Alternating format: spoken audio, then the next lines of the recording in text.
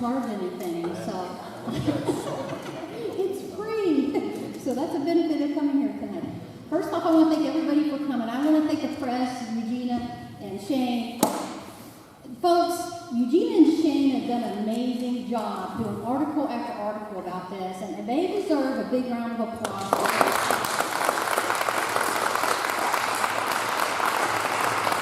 And your head no. I've got a pen for the next. What am I going to say about Darlene next week? No, I mean they have. They've done an amazing job, and we appreciate that. Tonight, before I fall on my butt here. Anyways, what's going to happen tonight is this.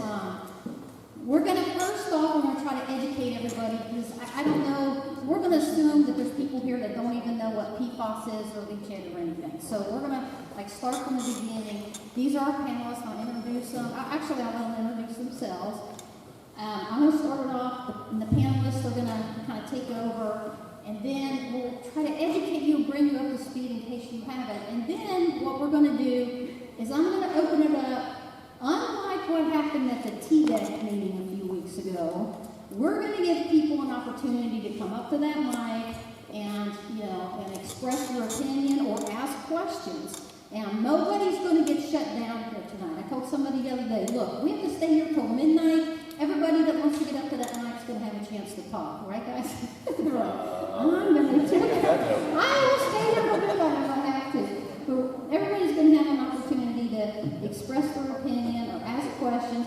And if you're for the landfill, nobody's going to interrupt you. We're going to be professional here. If you want to step up to the mic and tell us why you think we need this landfill, then you can do that.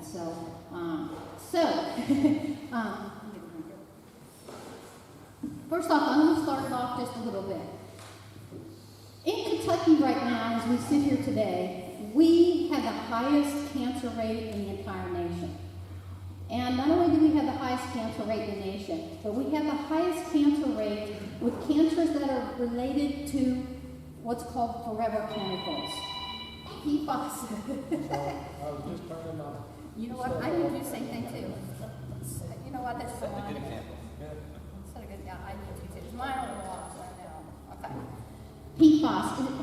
Raise your hand if you've never heard about PFAS or forever chemicals. Okay, good. We have an educated audience. But this is being filmed tonight, so I'm going to talk about it anyway. Okay. Landfills are notorious for having what's called PFAS, PFOs, PFOAs, forever chemicals, also known as C8. They're called forever chemicals for a reason. They never go away.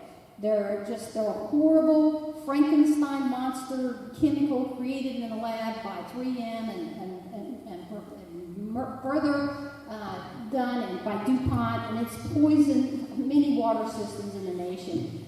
And what we don't need is more of it, okay? A couple of years ago, the Kentucky Fish and Game had to put out a don't eat the fish thing because our fish in our waters, lakes, rivers, and streams have high PFAS levels.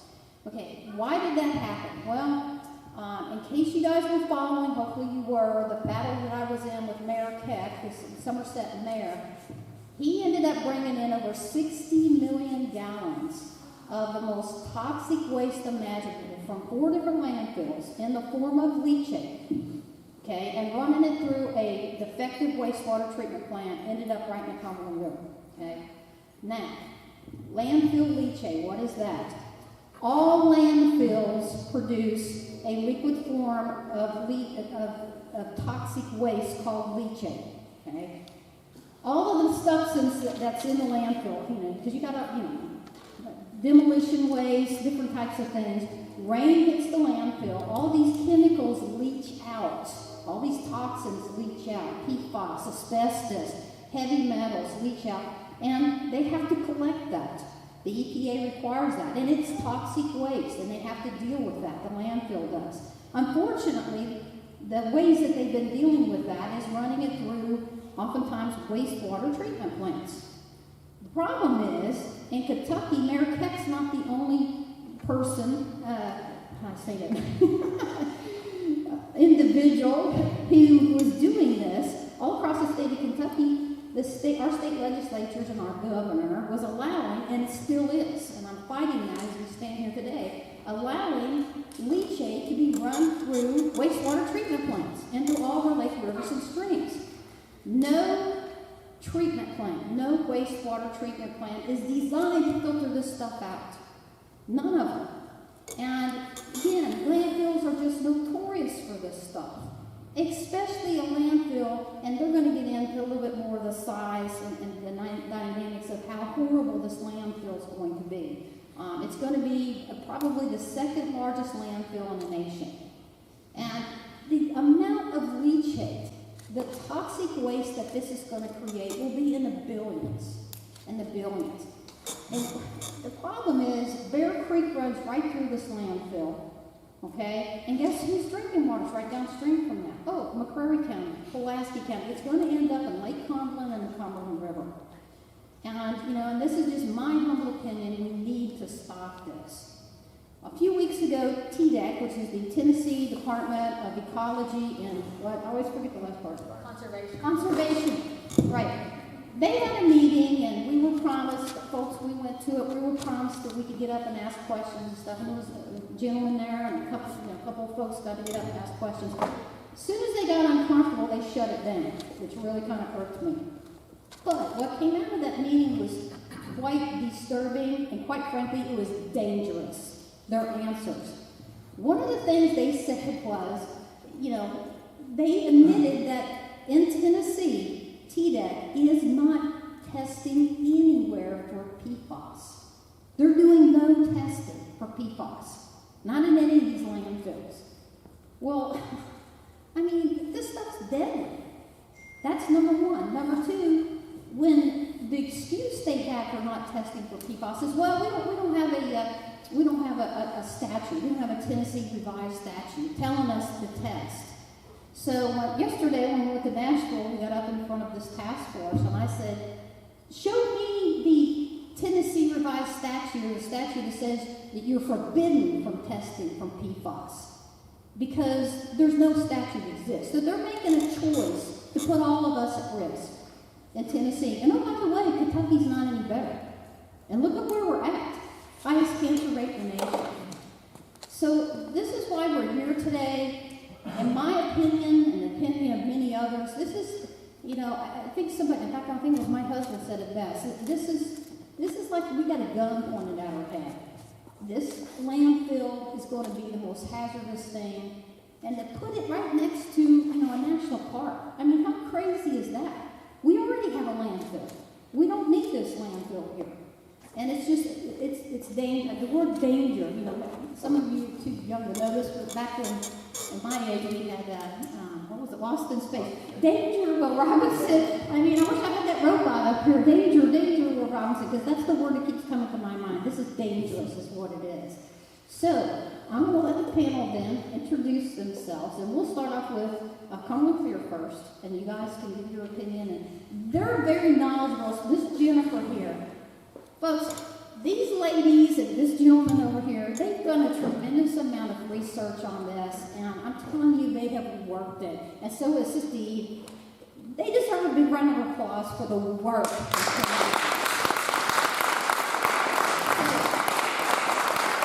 Pass the mic, we want down these mics. By the way, when you step up to the mic, let me tell you how these mics work. These mics are made for a rock and roll band, so you can't be like this. They don't work. It's designed for somebody to be, screaming into the mic. So you got to be about like this if you step up there. So panel 2, to kind of put the mic, not your face right on it, but right here. Okay. So we'll start off. Miss Jennifer, you guys introduce yourself, and just what you said yesterday was great. Hi, my name is Jennifer Shockley. I'm a resident of Scott County. I was born there. My family actually has been there for over 200 years. Actually, back when this was a part of Kentucky and not Tennessee. So this is really important for me because I love my community. I consider this is my community too. We might be across the state line, but we still deal with the same issues. I still shop at your Kroger. So, this just hits home. I'm a mother. I have 4 children. My children actually go to school in Winfield Elementary. I don't have a fancy job. I don't drive a fancy car. You know, I'm not a politician. I'm not an expert. I didn't even know anything about landfills until June of this year. So thank you guys for being here, and I thank you guys for taking the step to care about your own community. Also tell them about how big this landfill is going to be. Oh, okay. Let's let it. No, go ahead. Okay. So through all of our research, you know, we do public records and anything that becomes public, we get our hands on it. Recently, they filed for a specific permit. They want to destroy 25 streams and numerous wetlands, and that all goes straight into the water table that flows into the Big South, or to the Big South Fork, to Bear Creek. It comes straight down here. In those filings, this is going to be a 700-acre landfill. So they want to destroy 700 acres. It's mostly agricultural land. The proposal is for 23 acres initially. And they said that they want to put 80 million cubic yards of solid waste. About 80% of it will be brought in by train from Tennessee and beyond, is what the paper says. If you don't know how much that is, I didn't either, so I did the math. That's 2,000 feet. If they put it on 23 acres, that's 2,000 feet. That's like two times the Empire State Building in New York. That's a lot of solid waste. Also, the So- 700 acres is on top of. Wait. Mike. So that 700 acres that they're permitting for Roberta Phase 2 is in addition to what volunteer landfill has That's already got. And, you know, how big is that landfill? So Volunteer has 800 acres that they own. Currently, they've got committed, about 80, 68 acres, somewhere around in there. I'm not sure the exact number. But that's a big mountain of trash already. If you haven't ever been out there, it has grown exponentially over the last few years. It really takes your breath away when you see it. Yeah. So combined, this landfill wants to be right next door to the one that's Volunteer. So combined, that's 1,500 acres of landfill. So when we look that up, that would be literally the second largest landfill in the United States. So I don't know why we need that. You know, there's not very many people that live out here. So obviously it's not our waste, you know. It's just dangerous, in my opinion. Hi, my name is Kathy Obrushansky, and I was actually born in Scott County as well, but grew up in Georgia, and then I lived in Europe teaching English. Met this wonderful Hungarian man and brought him back here, and he loves Scott County as much as I do. We've been living here since 2000, so we love Scott County. It's our home. I'm a teacher. I teach at Scott High, and I've also taught at Oneida. So I am so passionate about students and our environment. But when I see something coming up, literally a trash train transfer station, a football field across the street from Winfield Elementary, that is just despicable. I cannot imagine how anyone would think that it would be a good idea to have trains coming in. And in Tennessee, trains carrying trash do not even have to have a tarp on them, unless they are hazardous waste. And as of today, coal ash is not considered hazardous, even though there's plenty of evidence to show that it is extremely dangerous. So, these trains are going to be coming in uncovered. There would be no reason to think otherwise. We can have people promise this and that.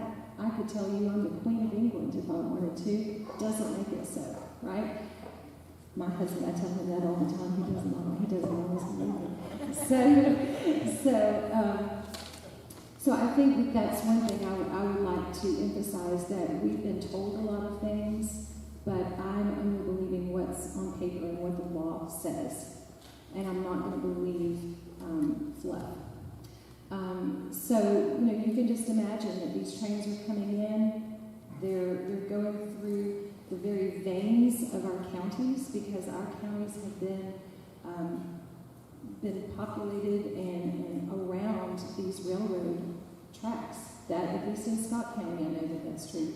So literally everyone that's within a mile of a train track is now going to have the potential of coal ash and trash just flowing out. So it's not just a Winfield issue, it's an issue for everyone living in both McCreary and Scott counties and beyond. But to have the diggers digging in these train beds and then transferring that into the back of these dump trucks, and then supposedly putting a tarp on it, that is the law, to carry it through these highly populated small streets to the dump. Again, I don't think that should take place across the street, 1 football field from an elementary school. Winfield has enacted some ordinances against it. So if you look at we'll get into that later, but we have a very clear case that this permit is invalid by its own terms, and we'll get into that later. But we just need to make sure that citizens speak up and speak out and let our elected officials know, both local and state, especially state at this level, because that's how things are going to get done at this point. Thank you. My name is Stephen Whitaker. I'm the superintendent for the McCreary County Water District. I've worked for my community and in service of my community practically my entire life. Before that, my dad, Steve Owens, was the superintendent for the McCreary County Water District, and he dedicated 38 years to his life to his community and the water district. And one thing that me and my dad share is love for our community, and he always took up those battles with TVA, with the Forest Service, with these prescribed burns, and Robert Stevens was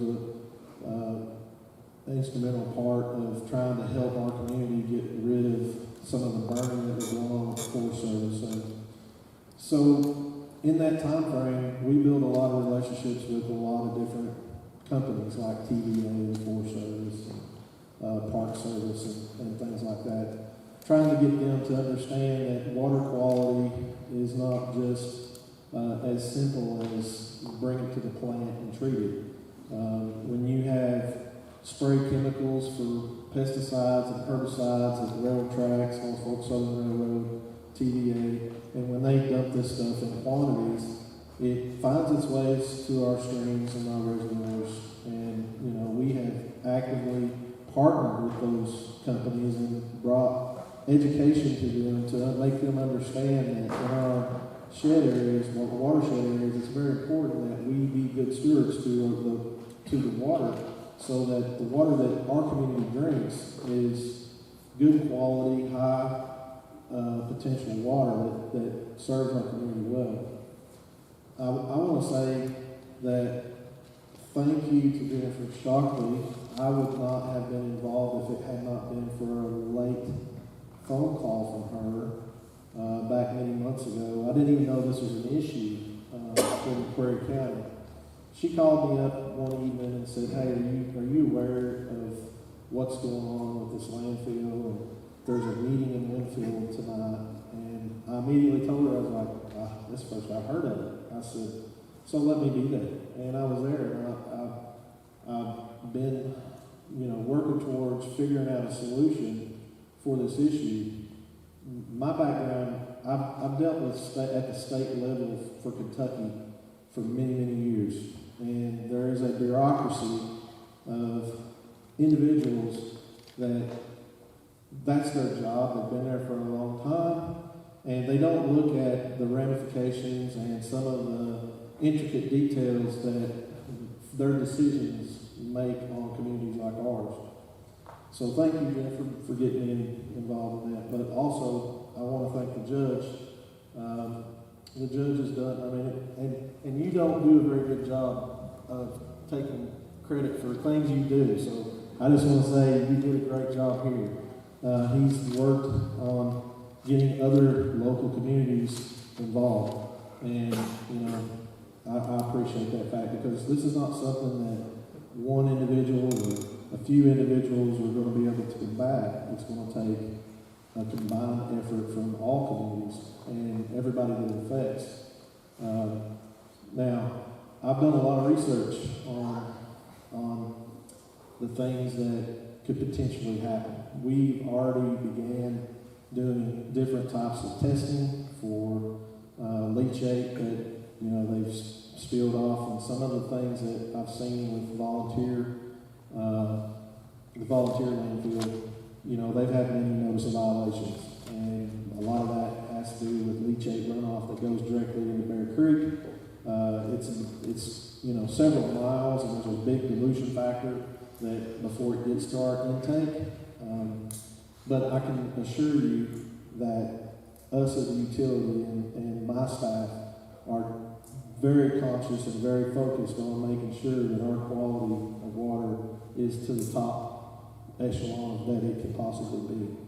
So we're fully aware of what's transpiring down there, and the testing that we're doing, we've been testing now for several months. Bear Creek itself, we've been doing some testing at our intake, but the treatment plant that we have is state of the art. I mean, it will absolutely do the right job for our community. It always has. One thing that our community doesn't really know is that our water treatment plant in this community is considered among our industry as our utility is considered one of the top utilities in the state of Kentucky. And we have received many awards for our water quality and our standards. We've participated in what's called the AWAP program, and we've received that award every year consecutively for 19 years since they developed that award. So not every utility can say that. It's a very small percentage of utilities that even qualify for that award. So we're doing everything that we can to make sure and ensure our community's safety. And if you guys have any questions for me, you can reach me in my office anytime, and I'll be glad to show you or explain what all it is that we're doing. We are doing PFAS testing. We began PFAS testing for quite some time. We did have a small hit on PFAS. We entered into a lawsuit with 3M and we received those payments through that class action lawsuit through 3M. And there's not many utilities that got involved in that, but we were one of them.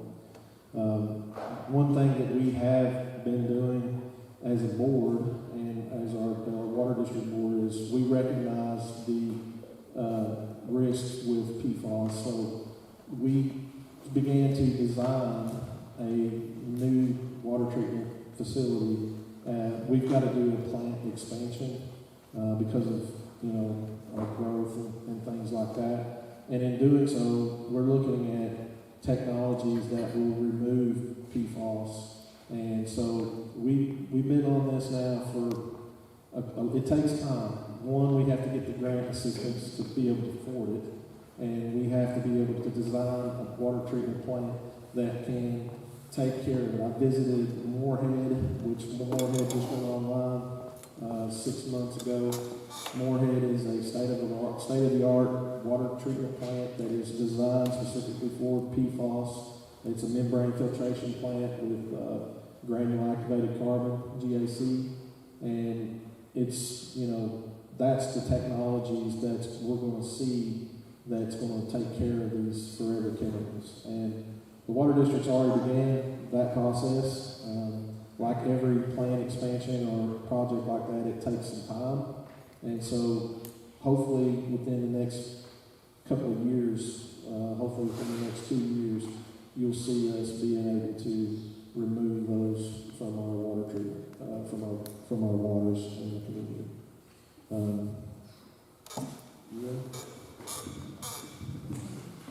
My name is Jimmy Green. I'm the McCoy County Judge Executive. As you can see, we've got a panel of experts up here that know a lot more about this subject than I do. So I'm just going to touch on the part that I'm trying to actively pursue, and that's through legislation. And we have many moving parts in this, but I just wanted to assure you that your county government in McCoy County is involved in this. Mr. Price, Mr. Whitaker, Mr. McKinney, we're part of a coalition with the county of Oneida, or Scott County and Oneida, Huntsville, and Winfield. So we have retained lawyers, also an environmental firm from Nashville. So we actually have skin in the game. So just wanted to let you know that. But I question the counterparts in Tennessee that what type of relationship do they have with their legislators? Because being in this job for 7 years now, I know that's a big key component that you have to have that relationship, and that's actually what's going to move the needle, is those connections that you have. So we have briefed Congressman Rogers. He is well aware of this situation. I presented a package to Senator Rand Paul's associates yesterday, and they will be meeting with him personally on Friday. And this is the number one issue that this area, he's going to present to them as the number one issue we have, is to stop this landfill. So understand that you have to have that relationship, be able to work with them, because that's really, that's going to be a huge component of getting something done, and it helps to have those connections. We're fortunate in Corey County that we have two of the most, powerful people in Congress, in Senator Paul and Congressman Rogers, and we're going to use that to our advantage. So just let you know that we are very actively involved with it, and of course we're just like everybody else on this panel. We love, our land here and the natural scenic beauty, and we're going to do whatever it takes to preserve that. Thank you.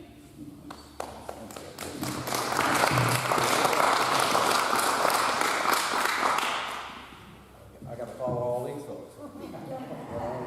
Is Don right? It was already up.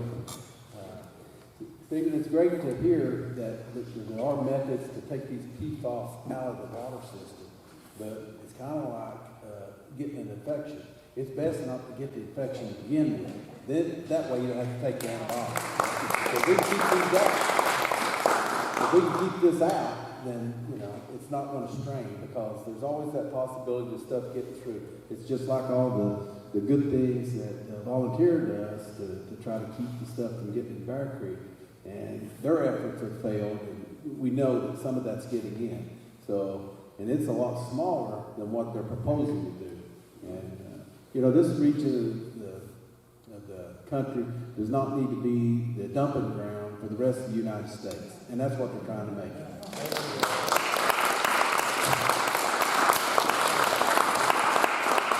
And I also want to caution people that haven't come tonight or aren't getting involved, aren't writing their legislators, to let them know how they feel about this.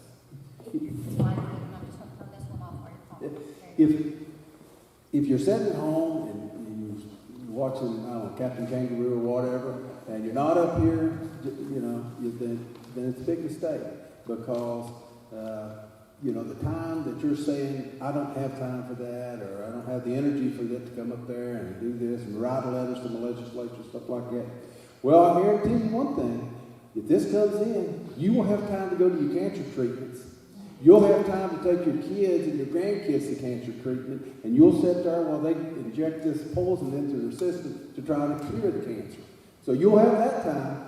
So it's best to make the time to come up here and try to stop this before it ever gets to that stage. Because we've got enough cancers already in this neighborhood. And, it just baffles me that, let's face it, it's greed. That's why this is coming in. It's a greed of people that don't care about us. They'll move on to the next project. And if you try to sue them, they'll file bankruptcy because they've already got that money squirreled away somewhere that you'll never get to it. So this is the only way that we can fight this, is to try to stop it. And I'm very pleased with the people that have really been in, like Cumberland Clear.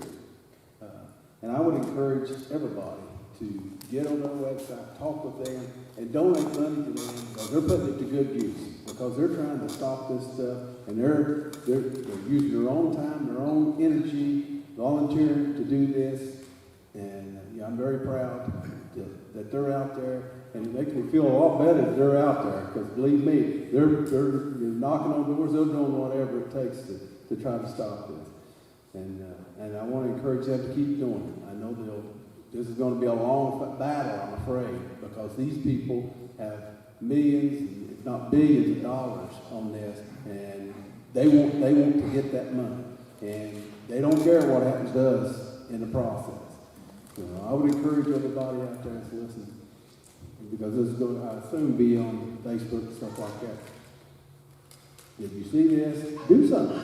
There's things you can do. You can do it at your home. You get on, come and clear. They'll let you know who your legislators are. They'll let you know who to send the letters to. Send these letters to these folks. Let them know how you feel about this. Because at the end of the day, if you do nothing, they're going to think you don't care. And if you don't care, they're not going to care in Frankfurt. They're not going to care in Washington, D.C. They're not going to care in Nashville. Why would they care?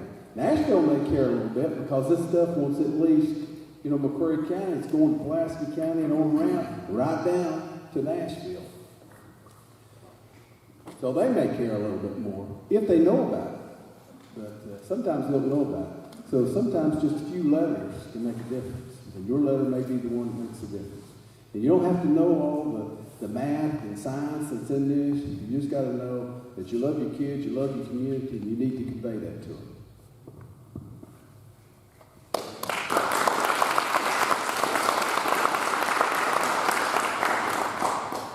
What they said. Right?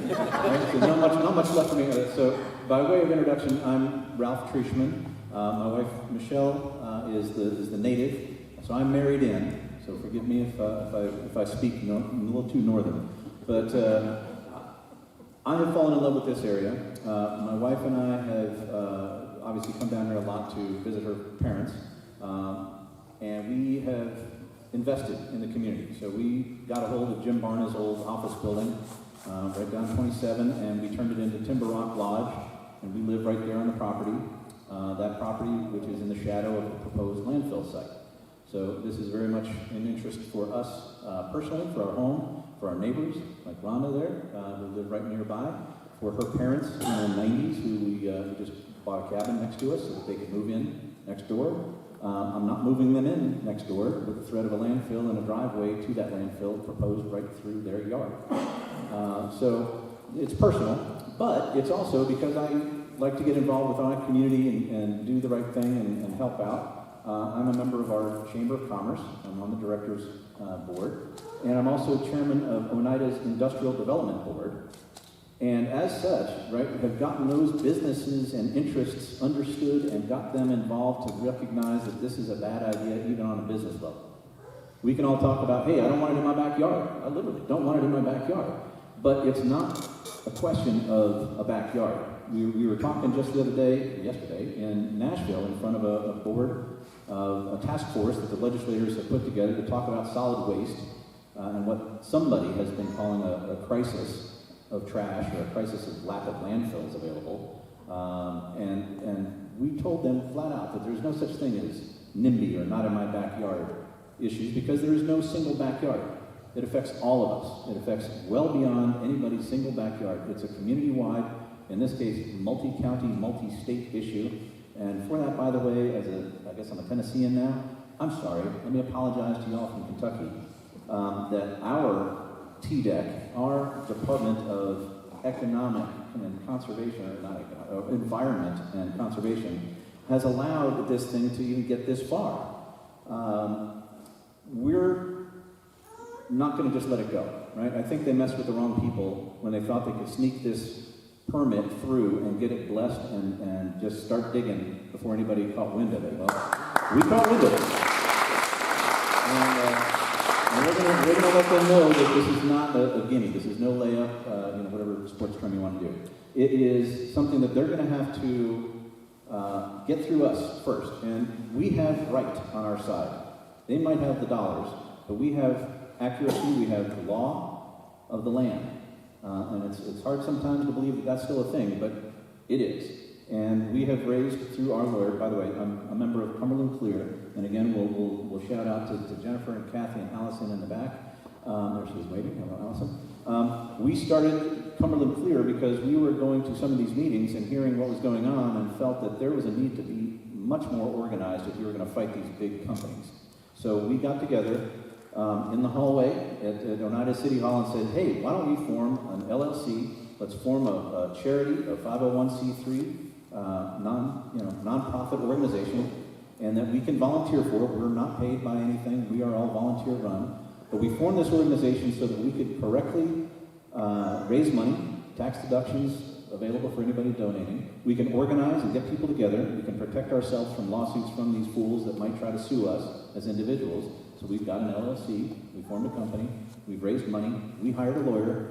That lawyer has guided us very well in this fight. She's had successes in Murfreesboro in slowing down the expansion of, remind me the name of the Middle Point landfill, which is, turning out to be the size of Murfreesboro, and has wisdom and insight and connections that we are using. And, again, thank you for the plug. CumberlandClear.org is the website. There's plenty of information there. I see a lot of our regulars that come to our meetings here. If you're not already plugged in, CumberlandClear.org has a place for you to sign up to volunteer your time, your knowledge. If you've got some money to donate, that's great. If you know somebody with money, get them in. Because it's expensive to fight, right? We need to pay lawyers. We need to pay some PR firms to help us make this message interesting for people outside the area. So we're getting some video together. In fact, if there's anybody here tonight that wants to get their mug on a camera, we'll put a camera on you, give us a couple of seconds of your opinion about this, and we can add that to some of the social media that we're going to try to start putting together and put out. Because we need to start raising money outside of this area and remind everybody this is a Davy and Goliath kind of situation, and that we're in the right, but we need some help to fight big trash. This is being filmed tonight, and hopefully it'll be uploaded, edited, and uploaded tomorrow morning. So we'll have that done too. And also, can you talk about like the most recent things that Cumberland Clear, some recent things that you've done? So the things that we've done that are part of public records, so having done the research that Jennifer and everybody has done, pulling records and gathering information, we gave that all to the lawyer who combed through it and looked at the history of this whole permit process that dates back pre-2010. But very specifically, in 2010, a permit request was made in Scott County to TDEC to ask for permission to build a landfill on 24 acres on top of the hill next to the current volunteer landfill. When they filed that permit, they omitted a couple of key things. They omitted approval from our regional, or in our case a county, solid waste board. They omitted the approval of the county commissioners or some sort of county official that says that under Jackson law, they approve of this new landfill. Without those two items, this permit should have been dead on arrival. However, they approved it. Explain what Jackson law is. Jackson law, so I've forgotten it's a judge back in the day, right? He was a representative, a state representative in Nashville who saw big trash being welcomed all too readily into Tennessee to dump all over the place and just run roughshod over communities like this. Right? The same places that have been abused by coal and timber companies in the past were seen as too ignorant to know better to see this coming, and that they had plenty of empty land that these big companies could come in and make billions of dollars. So he saw that happening and put into effect a law that got passed, reluctantly by a lot of people that opposed it, but it got in. And back in the 90s, sorry, late 80s, 89? So in 1989, Jackson law was passed, and it states that local communities have authority over what gets put into their own communities. And that was in effect when this permit was requested. Now, many down there in TDEC land would claim that they were given the right paperwork. They were not. People in our own county government are claiming that the previous landfill, volunteer landfill, which had sued to have the right to do what they did because as Jackson law was coming into effect, they had their petition to have their landfill grandfathered in, and they won that lawsuit, and so they had permission to build theirs. Everybody since then has been saying, oh, that meant that all these permits forever are pre-approved and not subject to Jackson law, and that's just frankly not true. What's being referred to as Roberta Phase 2 is a totally separate company. It's a totally new landfill, unaffiliated at all with Volunteer or Waste Connections that runs it. This is a new landfill being built by profiteers, funded by a real estate company out of Atlanta that's trying to buy some land cheap, turn this permit into a real landfill, and then cash out. And so that's what we're trying to stop. And so we've formally sent a letter from our lawyer to TDEC citing these errors in process that were done, and several others. There's a copy of the letter on the website. The letter can be found on our website, cumberlandclear.org, and you can read what the lawyer submitted, requesting TDEC to respond to those questions. Why didn't you stop this permit? Why is this considered valid when it appears to be illegally approved? They have not responded to that. The lawyers from, I'm sorry that Shane calls you SMEC, but the Scott and McCreary coalition, right? So has their own lawyer, and they filed a very similar letter. So now that's two things that have gone in. Recently, and as just last week, we noted that the National Park Service that manages Big South Fork has put in their own list of questions, very strongly worded, to TDEC saying, hey, you cannot approve this plan called an ARAP. It's an aquatic resource alteration permit request. And so what they're suggesting is that, yeah, it's fine, we're going to put this 700-acre landfill on top of a spring and a water system, and it's fine, don't worry about it, we're going to move water in this way, and it's okay. The National Park hydrologists and scientists got together and said, no, we've got some questions, and they put that into a letter. There's 2 pages, that's also available on our website, I believe. It's been published on our Facebook site. It gives a lot of questions and doubts back to TDEC to say, before you just rubber stamp this, please respond to us with answers about how this is not going to kill the wildlife in the park that they're trying to maintain and destroy the water system that they are in charge of. Our next steps are going to be continuing to work with the lawyer to try to figure out what our next course of action is going to be, but it's going to be boring stuff. We're trying to bite our tongues and not just shout and say, hey, not in our backyard, and go out with torches and pitchforks, but to be very minute in the details that they overlooked and to catch them. We've kind of equated it sometimes about how Scarface got taken down by his bookkeeping not being quite right, not by murder. So if we're going after the bookkeeper, so be it.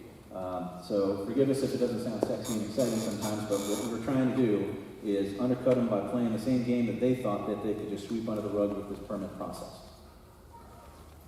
Okay, Judge Green and Ross, or both of you, can you talk a little bit about your coalition, who formed it, how it's formed, and kind of update a little bit of what you guys are doing, the government, or what do you call them, Shane? SMEC? Scott McCrae Environmental Coalition. There you go, SMEC. Well, I can say this.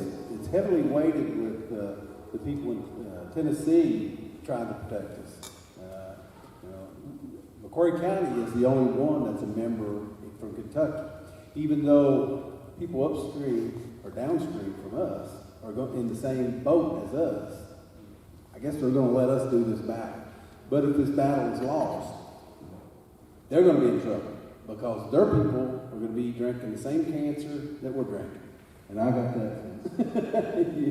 Because it's true. That's what this stuff, ultimately, it will leak out. They are not going to have a system that contains this stuff. It's getting out. So if they build it, it will get out. And but anyway, Scott County, Huntsville, Oneida, and Winfield, they're contributing as well as us, local government, to the retention of an attorney or firm to that, because this is highly specialized stuff, and it's not run-of-the-mill stuff that any lawyer can do. So we have to get special lawyers that specialize in this to do this. And normally, we get these lawyers, and of course they've got lawyers on the other side that's trying to bring this stuff in, and they try to outspend us and just wear us down is their goal. But, we're fighting for our children and our grandchildren, because that's really, I mean, the time that gets up and going and stuff like that, some of us may not be here, but our children will be, hopefully. And we want to pass our land on to our children and our grandchildren and hope that they stay here and enjoy it the same way we have. There's a reason we're here. We've all, most likely, everybody's been somewhere else in this great United States, but we've always found our way back home. And there's a reason we come back home, because this is home. And we got to protect it, because you can't expect outsiders to protect it, because outsiders right now are hell-bent on destroying it, in my opinion. And it's because so they can line their pockets. Now, rail will come from everywhere. We'll be taking care of New York, New Jersey, all the Eastern Seaboard, all these places that want to bring their stuff. Well, I've been to New York, and I've been to upstate New York. They got plenty of land just like this, Not everything's in New York City up there. There's plenty of land they can put it in. They don't want to put it up there because they know what kind of trouble this is going to cause. They want to ship it down here to us because they don't care then. Because I'm sure they do have issues with trash up there. They'll never have to work on those issues if they're able just to ship it away. They'll make us work on their issues. So the best effort we can do is stop it, let them work on their efforts up there. We'll work on ours to deal with trash, because it is a problem. And someone said, well, this would create an opportunity to do some, not just, piling trash up, but maybe they could take some of it and turn it into usable stuff. Well, they can do that same thing in New Jersey and New York. They don't have to come down here to do it. Why would you ship it down here if that's what you're really going to do? So I'm not buying that bag of beans from them, because there's no beanstalk on that. But anyway, in the coalition, I can't say what we talk about because they're closed sessions, and for good reason. We're consulting with our attorney, and that doesn't need to be made public. But I can say this, I've not heard any dissension in these meetings. Everybody wants this stopped. Everybody's committed to stopping this. And that's what I'm hearing from this coalition that we're a part of.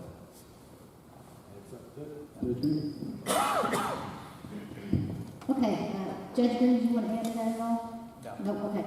One of the things I want to make clear too is, because this is being filmed, they have put in their plan, and they've got pictures of the rail and everything. They're going to be bringing in what's called demolition waste. Okay, demolition waste, that's like the worst of the worst stuff.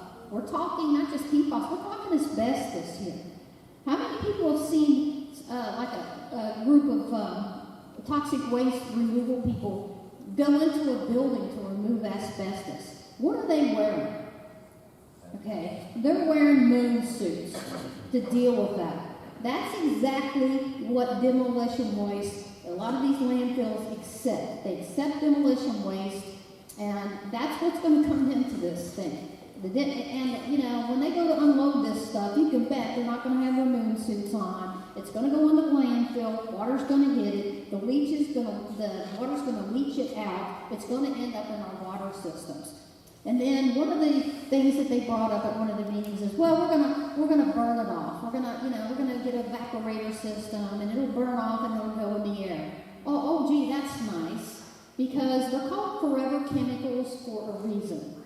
And asbestos has to be removed with moon suits for a reason. They don't just go away. And what goes up is going to come down. It's going to go up in the air, and then it's going to come down all over the place, end up in our water anyway.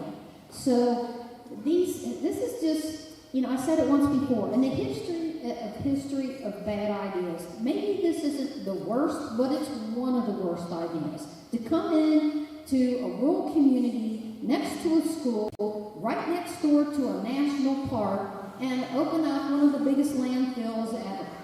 I mean, just the word stupid and dangerous keeps coming to mind. It's just dangerous. It's crazy. I also want to talk real quick about just how dangerous leachate is and how dangerous PFAS is. In 2023, April 2023, the state of Kentucky, the Kentucky Attorney General's office, filed suit against DuPont. And you talked a little bit about that, okay? And in that lawsuit, and I have posted it many times, I'll have to post it again, in the complaint, and that's how you formulate your lawsuit, you lay out, why you're suing and all your evidence. Part of their evidence, they specifically refer to landfills and leachate.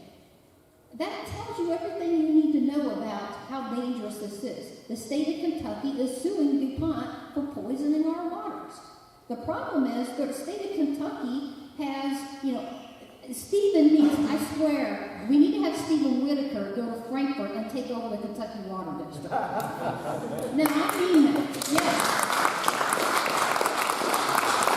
Because when I started this battle in 2018, 2019 against, when I forced gumped my way into this fight against Mayor Keck, bringing in millions, over 60 million gallons before we got stopped. And what I found out was Kentucky's not testing for PFAS.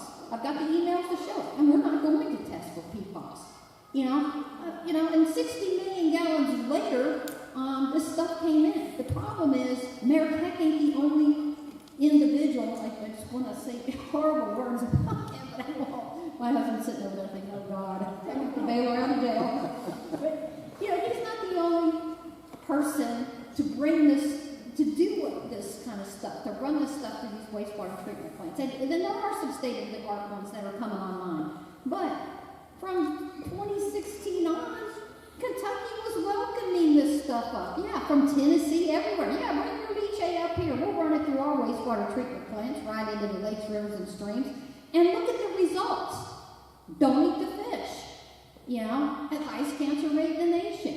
And just yesterday, we went to Nashville and stood in front of that task force, and I challenged them. I'm like, this is the road you're heading down, because you're choosing not to test for PFAS. That's a choice. There's no statute telling you you're not allowed to test for PFAS. Another thing they said at that TDEC meeting, I want to hit on this too, is, there's no system. We can't test the air for PFAS. And I'm like, hello, it's called the triple mass spectrometers one way. This technology has existed for decades, and these people on this TDEC board are supposed to be the experts, giving that kind of answer. I was so disturbed by that. I'm like, you've got to be kidding me. This is the experts making these statements. Oh, we're not allowed to test, and oh, you can't test. Oh, well, you don't want to test. And so I made it clear in front of that board. I said, you know what? We love our competition between the Wildcats and the T-balls and back and forth. I said, one thing you don't want to be competing with us is you don't want to compete with us to become, and knock us out of our thing, to be the highest cancer rate in the nation. That's the road that Tennessee's going down. So I don't know if that fell on deaf ears. I know one of the guys was throwing me totally dirty with us. So we'll see. But we did have one guy come up to us, and he spoke out for the Jackson Law, and so, hopefully we won some people over. Another thing I want to touch on is there was a young girl there from, what was the town where the land? Okay. This other lady got up and spoke about the horror show in Murfreesboro, Tennessee, about their landfill. I mean, that was just, I'm just sitting there thinking, that's going to be us. I mean, just everything that's got the pollutants, and then part of it caught fire, and and the city's having to sue them, and now they're being dragged into federal court, and it's a nightmare. She's living a nightmare. That community is living the nightmare. That's going to be our nightmare if this thing comes in here. I wish everybody could go and just listen to what she said and what that nightmare is, because that's visions of things to come. So I'm going to let Jennifer, and then this is Cumberland Clear too, and please, like Austin said, cumberlandclear.org. And somebody was asking about petitions. Talk about petitions, what they can do on Cumberland. Either one of them. I just want to touch on one thing. So we've been talking about how dangerous this is. One thing that we uncovered, huge document files, about 2,000 pages, combing through it, and we found this letter. It's an internal memo from one of the environmental scientists at TDEC talking about this project and these permits. And I kid you not, this internal memo, he says, this is a really bad idea. They know that this is dangerous. If you look at the pictures of this property, it is wet. It is so wet. There are so many like wet weather streams, permanent streams. It's just covered in water. And that water comes here. It comes here, it goes into Bear Creek, it goes into, there's another tributary, but all of that flows into the Big South Fork. And so it's very dangerous, and they know that it's dangerous, and they do not care. So, that's what we're trying to do. We're trying to say, hey, we know that it's dangerous too, and we do care, and we're not going to stop until you put this under. We got to stop this. And this site is reclaimed strip mine. So we're all really familiar around here with strip mines. So I don't know about McCoy County, but I know in Scott County we have really clay soil. Do you guys have clay soil here too? Okay. So when you have a strip mine and clay soil as well, what happens is coal is very porous. It has lots of holes, and it's just kind of like things just pour through it. Now, clay soil, what does it do? Your water just pools up and it don't want to go into it, right? So when you have, let's say you've got, leachate, right? And it's got out and it's sitting there on that soil. It's not going to sit there in the clay. It's going to find the path of least resistance. That's through those coal seams straight into the water table. It's like a straight stream right into your water table. And the way that property is, it's sloped like this. So it goes into the water table, goes straight down the hill, straight into the very, very beginning of Bear Creek. So that's why, we're just very alarmed by this whole entire project. There's so many places you could put a landfill, but you can't have another Bear Creek. You can't move Bear Creek. You can move this somewhere else that's more suitable, somewhere where they need it. We don't need it. So obviously, one of the things that we found is just that we do have a voice. And so early on, we started writing letters.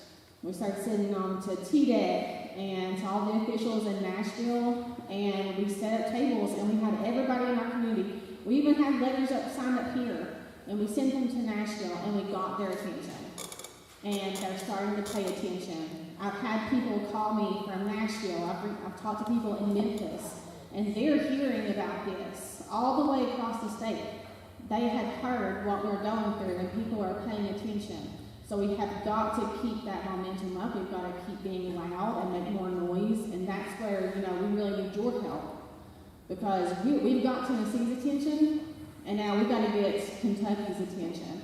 We've got to get your representatives to step in. We need somebody to step up and say, hey, I will protect you guys. You matter to me, and I'm paying attention to this, and I'm going to help you. And right now, we don't have that. We haven't been able to get that yet.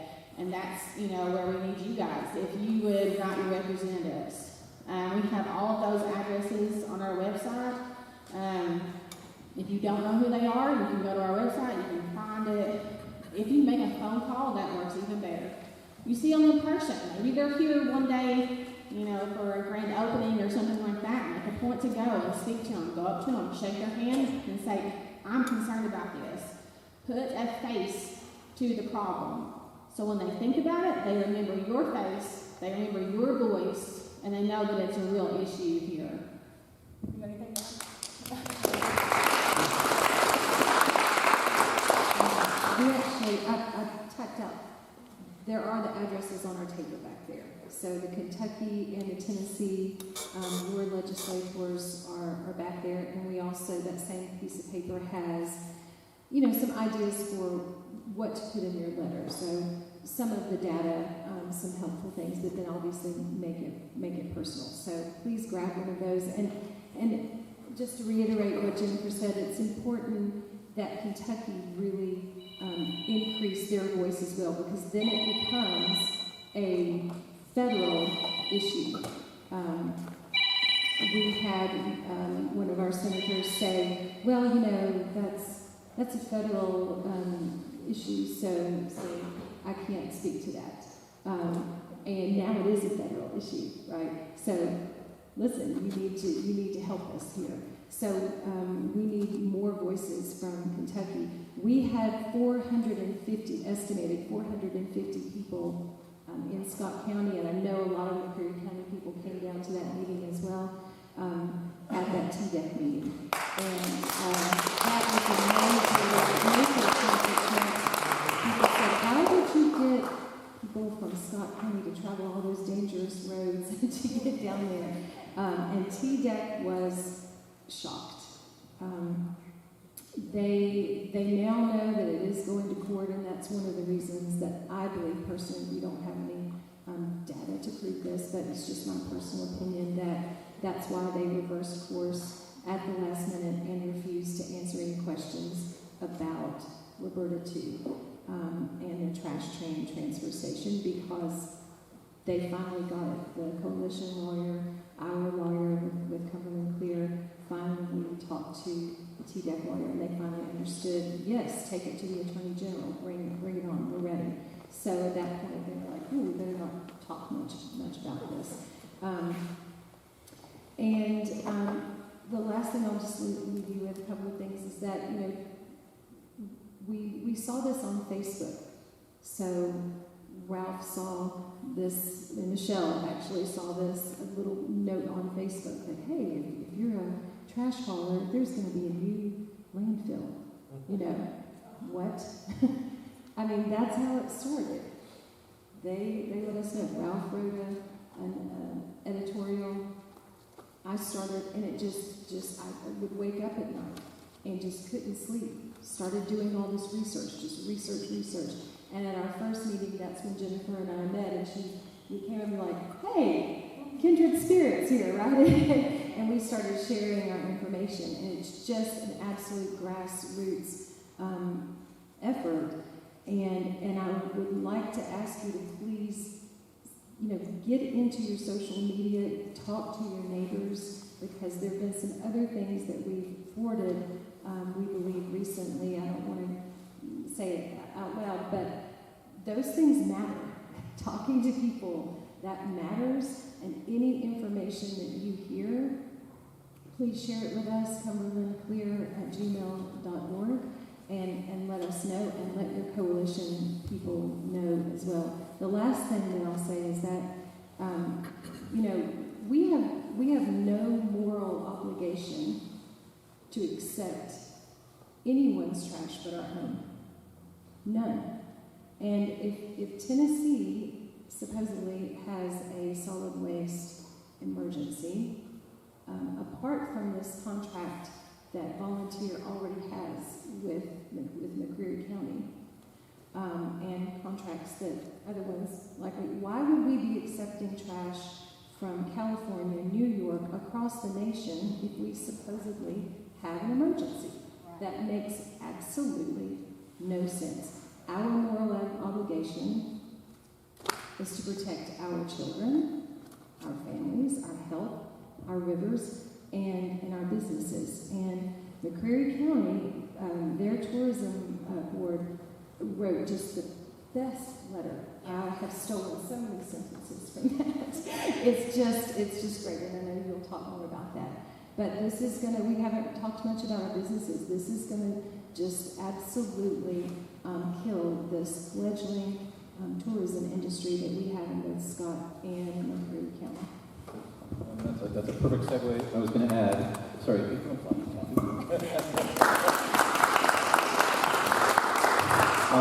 so you asked what's the next thing that we're doing. So as I mentioned, there's another permit that's been filed. It's called that ARAP, that they needed to get permission to be able to build this thing on top of water.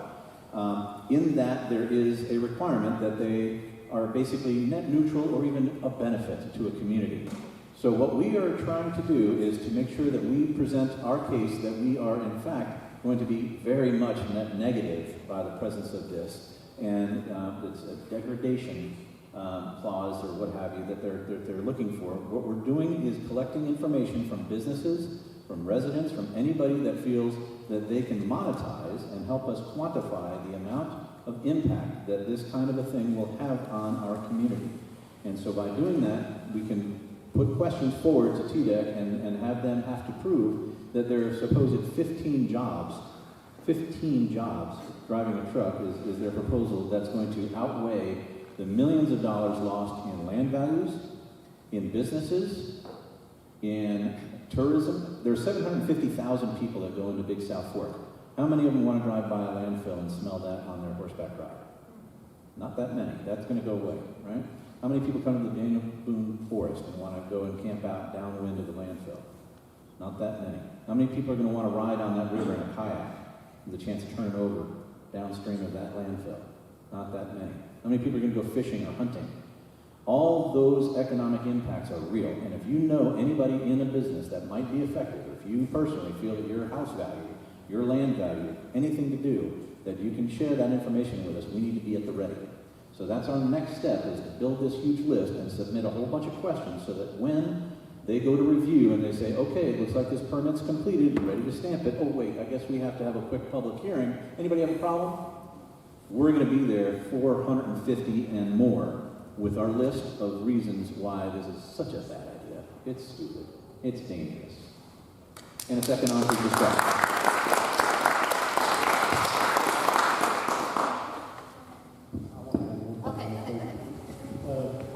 One of the issues that I think it's important for us to understand is that there needs to be solid waste reform.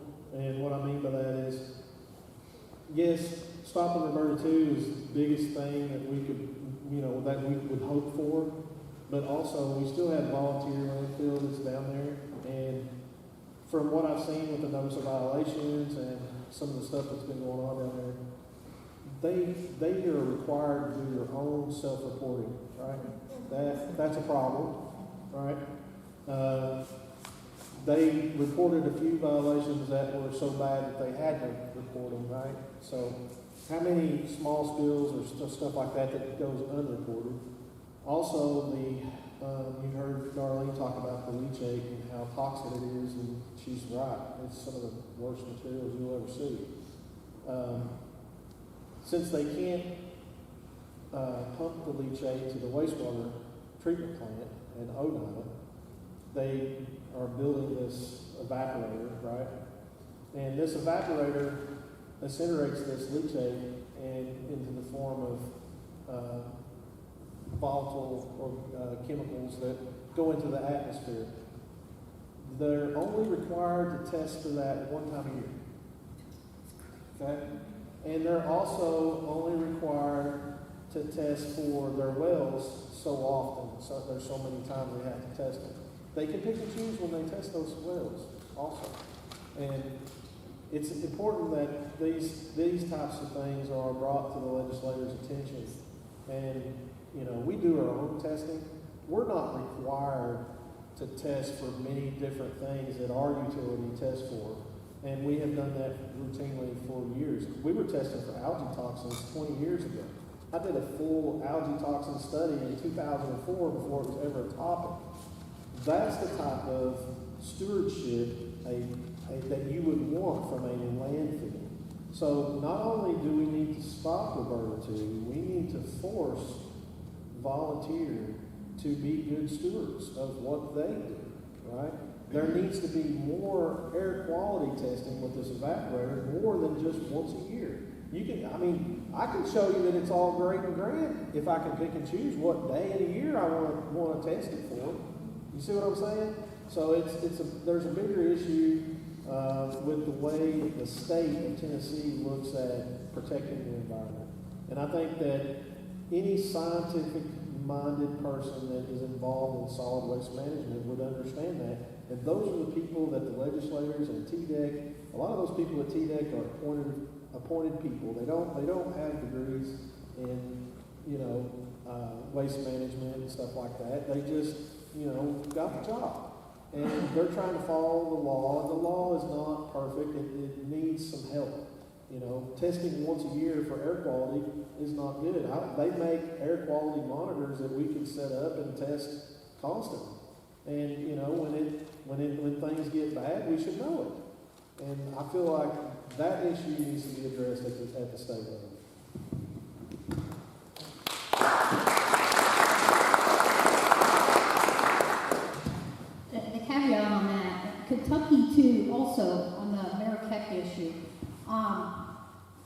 before I stumbled into what he was doing up there, that wastewater treatment plant had a stack of violations. Every one of these violations had a KRS statute that said on it, this is so serious, you can be fined $250,000 a day per event. And he kept getting these violations. So I hit him with another records request, so how much has he been fined? And from 2019 till, we won back a couple of years ago, nobody ever fined him. It's like, oh, okay, well, guess what? I can write violations all day long. Here, I'll write one right. My violation is just as good as the one from the Kentucky Water District. They weren't enforcing, and they still aren't very well enforcing anything in Kentucky. And look at the results, highest cancer rate in the nation. So, also I want to add, when I first started that fight up there, I was told, oh, you're up against, all the money and the power, and there's a clique up here. You can't win. Well, it took me a little bit longer than I wanted to. That big fight. But you know what? With that old saying, you can't fight City Hall. By God, we did. And we shut it down. Okay? In that time frame, because I made some mistakes. Okay? I kind of forced up my way into this, and, hindsight's 20/20, and that's why I'm sharing my knowledge with these folks of what I did wrong, how I would do it differently and better with this fight. And these folks are on it. They're just on it. But in the time frame it took to shut that down, he ended up bringing in over 60, think about this, 60+ million gallons of leachate. Went through a defective wastewater treatment plant into Pitney Creek, which comes right into Lake Cumberland. Literally, you can see where Pitney Creek, you stand on the little Waitsboro dock, and right out from that is the drinking water outtake for Pulaski County. And you can literally see where Pitney Creek flows into Lake Cumberland. And downstream is the outtake for the Pulaski County drinking water. Now, what's also very scary about that is Pulaski County, none of them test for PFAS. They don't, okay? Among other things. And they're selling their water to other venues. You can't make this up. I swear. The worse it gets, the more I kept researching, it's like with these guys, the more you dig, the more you find, and it's just like, you cannot make this stuff up. And so they've been selling their, water up there. Bottling it and selling it to venues all over the state of Kentucky and elsewhere. And it's just crazy. It's crazy. So Steve is right. We need to stop this, but we also really need to be leaning on our legislatures, and our governor. This governor that's running for president, God help us, I'm sorry if you like this guy, but, sorry. This guy has known about this since 2019. I can prove it because I made sure he knew about it. And I made sure the head of the Kentucky Water District knew about it. I've got document after document, sent emails back and forth. And they did nothing. So, they are doing some things, and part of the reason they're doing something is Stephen. Like I said, that guy needs to be the head of the Kentucky Water District. So, and I don't just say that to be, blowing smoke, wherever. But, right, so. I know we might have some new people in here, and I can't remember, did you define what leachate was? I know there's so many of us that Yes, know what leachate is. Yes. Okay. What I implore you to do to new people, if you don't know what just Google it. And by the way, please Google forever chemicals. Just start reading. Start reading about forever chemicals, PFAS, PFOs, PFOAs. It's also called C8. Learn the history of this and what it is and how dangerous. It's so dangerous that a couple of years ago, I was one of the ones that got to testify. My husband was there via Zoom. This was right after COVID or whatever. They had a Zoom thing. I got to testify before Congress about PFAS and what Kentucky's doing and how it was to pass an even stricter violations on PFAS in drinking water. And basically what they passed was, I forget how many parts per billion, but basically what the federal EPA passed was there are no safe limits of PFAS in drinking water. There are no safe limits. That's how deadly this stuff is. It's dangerous. It just is. So, not only do we need to get this landfill stopped, but we also need to be really hitting our state legislature, our governors, both governors, and saying, what are you doing about this? Because TDEC is, most of those people are governor appointed. Governor Bill Lee appoints these people. You know, he could be on the phone tomorrow saying, hey, we don't need to issue this permit. All right? Our governor, you know, Bashir, what's he doing? You know, is he too busy running for president now that, you know, he's forgotten the fact that we have the highest cancer rate in the nation? Somebody needs to remind him of that. So, that's just my humble opinion. Okay, so here's what we're going to do now. Please, one at a time, come up to the mic. We're not going to limit you, but if you just keep in mind, there might be several people that want to ask questions or come up and give your opinion about this. And like I said, this is being videotaped. Just, you know, try not to go over 5 minutes. Just try to keep, you know, just out of being nice to other folks here that may want to ask a question or whatever. So if you want to step up to that mic, take your time. And let me make sure the mic's on. And tell who you are. Test. My name is Joy Cheney. I live in Liberty. I have a question. You keep talking about that train and how it's going to be. Is it going to go through McCure County too? On our track? Okay, good. I don't see why it wouldn't. Yeah, so their plans say that 80% of the trash and debris will be by rail. Right. And so, yeah, it can come through this way, it can come down through Tennessee, there's not. So everybody living on that track will get all the backlash of this? You could possibly, yes. Okay. And the second question I have is, what is the EPA doing? Nothing? What is it for? You go ahead. So, there's a lot of regulation to deal with individual compounds, okay? PFAS has been around for a long time.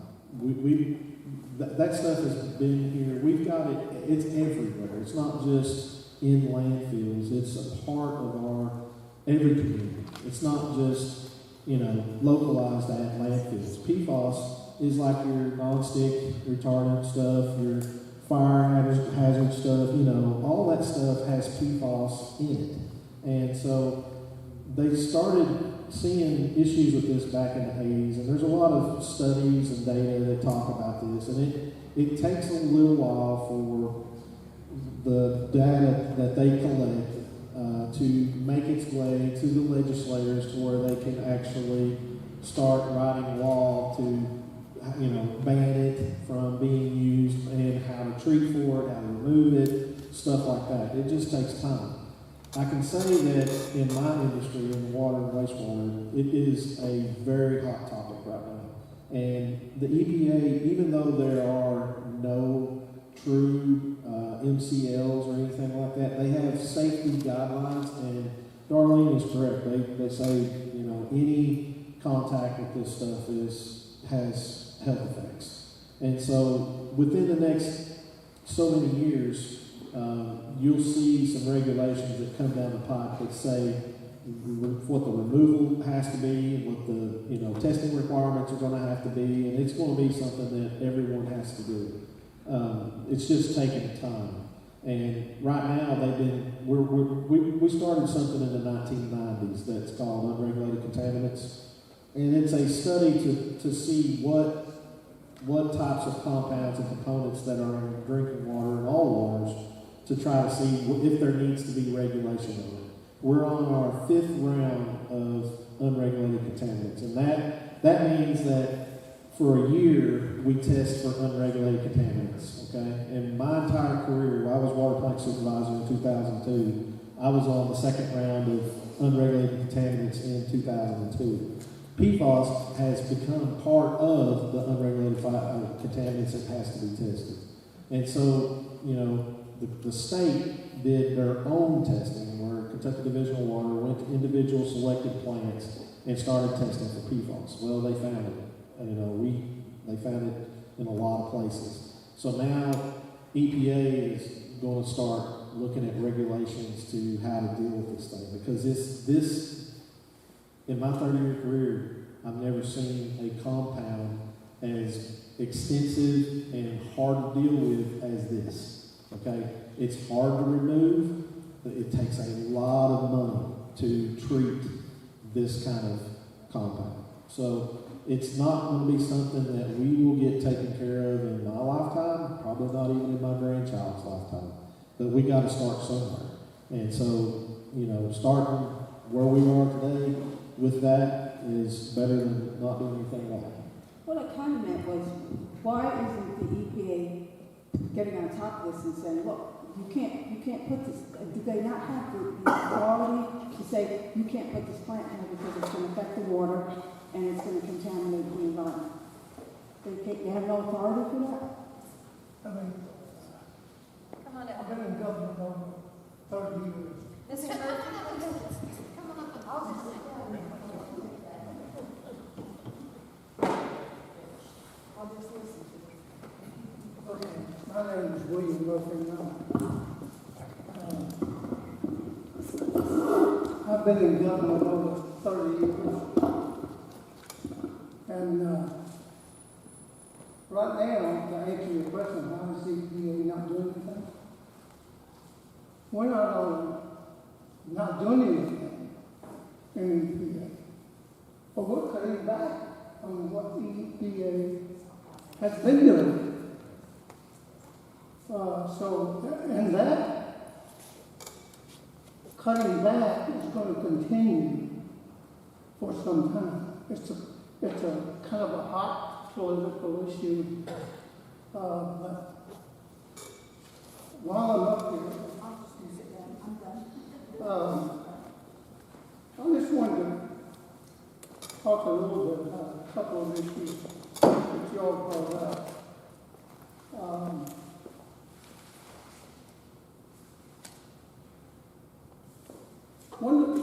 Somebody touched on this. Well, what happened when they decided they wanted to have this Roberta II going on? And before I forget it, I want to thank you, Judge, because I've seen the coalition meetings, and I don't mean to make disparaging remarks about anyone. I'm proud of the coalition and the fact that all these government entities are coming together to fight this. But every meeting I've been in where I've seen Judge Bruner, he's a guy that I said, there's a guy that's really committed to this, is willing to fight this and stand up and say, this is not right.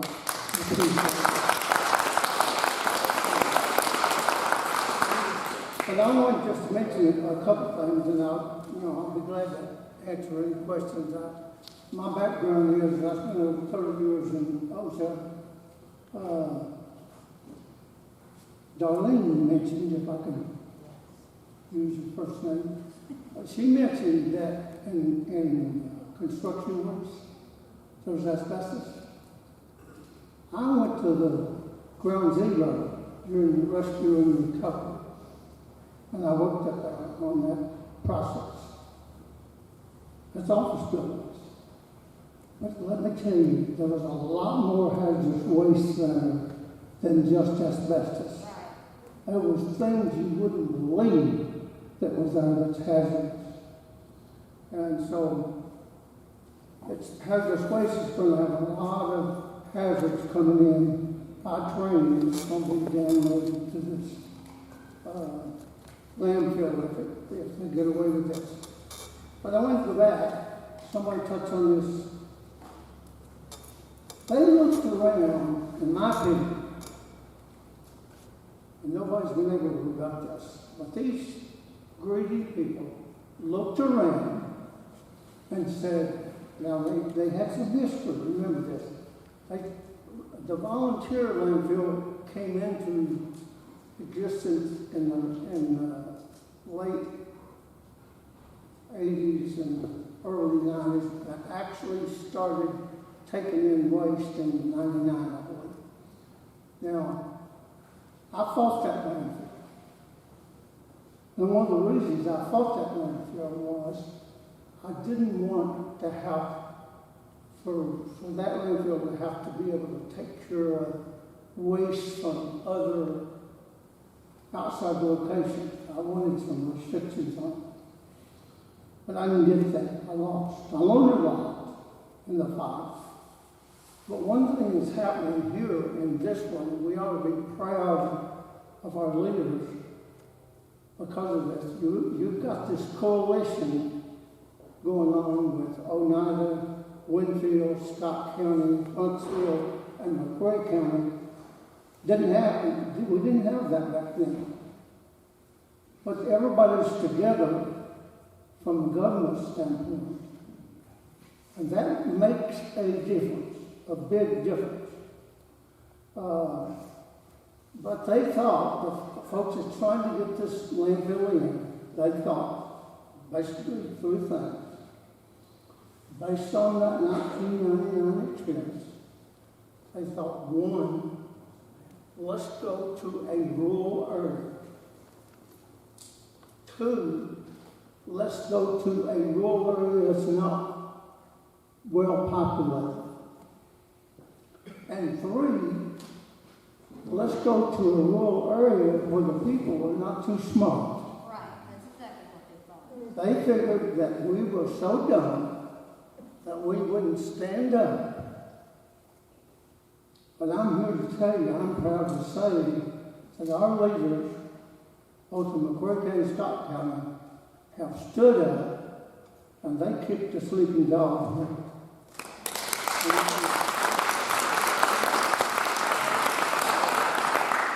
We're gonna fight this. I'm proud of what Cumberland is doing. Cumberland Clear representative, somebody representing Cumberland Clear came to my house. I didn't know much about that. Cumberland Clear said somebody after my house had a gun in their purse and wanted to know if I would donate. Yes, ma'am, I will. For the record, that's not actually true. They've asked for money. The gun was kept concealed, I'm sure, the whole time. All was true except the gun. Having been in government for as long as I have, and I want to mention one other thing, I want to be upfront with you. I had my own business after I left OSHA that was a consulting business. I still have it. And I still do consulting. I'm trying to quit, but people keep calling me. But in that consulting business, I had clients that operated landfills. One of them was headquartered in Australia, had 28 landfills in the Northeast and upper Midwest. I think one or two in Florida, and then several more up in Canada. So I know a little bit about landfills. Not to mention the fact that while I was with OSHA, we investigated numerous landfills, and this idea of landfill self-reporting is absolutely no good, because I know from first-hand experience that companies don't, in most cases, there are exceptions, most cases don't accurately report.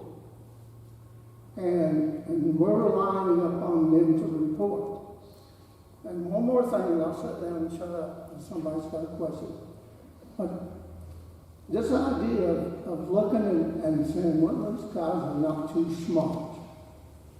That T-Get meeting, that's what irritated me about that T-Get meeting.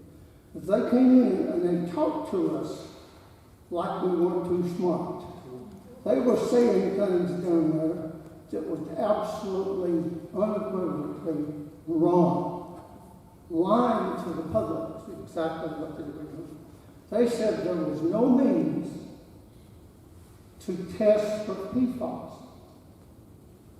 Well, all we had to do is maybe go, I don't know if it's next door to their offices, but talk to Tennessee OSHA, and they would tell them, yeah, we've been testing for these substances for years that already talked about. I mean, we tested for it. People are so much acids. You can test for acids. Then they tried to say, well, it don't do any good to put a monitor. Somebody said you can do a monitor. Well, you can do a monitor. TGAT tried to tell us, well, you could put the monitor on one side of the stack and wouldn't tell you what's going on the other side of that. Well, you can put sensors or monitors all around the stack, and you can monitor what's coming out of that stack. But they tried to tell us that they couldn't do that because they thought we didn't know better. They just lied to us. Right. And some of you may have been there, and that's the reason I got up and said, oh, wait a minute, this is not true. We've been doing this for a long time. And one last thing I want to mention to you. We talked about a hazard of leachate. And this is important for my Corey County residents. You need to know this. I'll give you, I don't want to take up your time, but I'm just going to give you one substance and how dangerous it is. Leachate contains, by the way, I worked on the TVA landfill, land ash spill over there. We can get on that site unless I was completely prepared, respirator that works. But here's just one substance. It's called heavy metals. It's called cadmium. Now this has got arsenic. It's got chromium, lead, mercury, and cadmium. And I just want to give you, somebody said something about whether EPA, I think that Steve may have mentioned this, whether they had standards or not. Cadmium, EPA standard for cadmium in the water. This is how dangerous this stuff is, folks, from McCray County. It's 0.005. I want you to think about that, what that number means. 0.000, that's 3 zeros, 5 parts per million is the standard. And EPA said if you go beyond that standard, you're in violation. That standard is so strict, it's almost unmeasurable.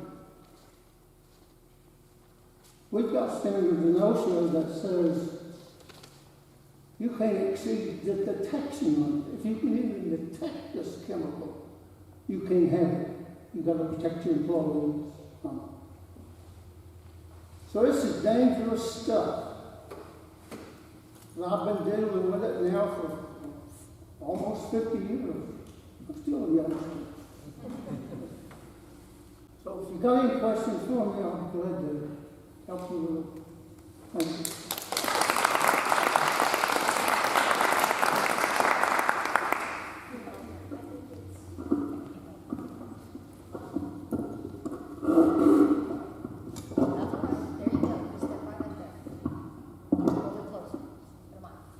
So I see how you guys didn't talk a little bit about how it affected humans, but it also affects animals. So if an animal were to drink the contaminated water, it usually would start with organ damage, either reproduction problems, and most likely it usually happens, it's always going to be death. The toxic mix is usually heavy metals like you said. Thank you for that.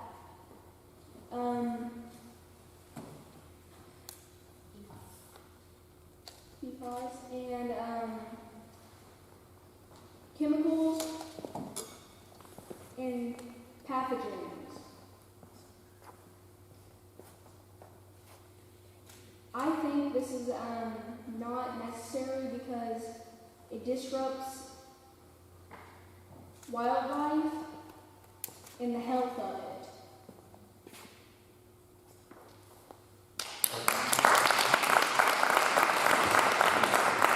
Thank you for bringing that up. And you know what? We skipped over that, and it's real important. Thank you, because it doesn't need to be skipped over. Because guess what, folks? We have in Lake Cumberland and the Cumberland River, we not only have protected species, we have endangered species.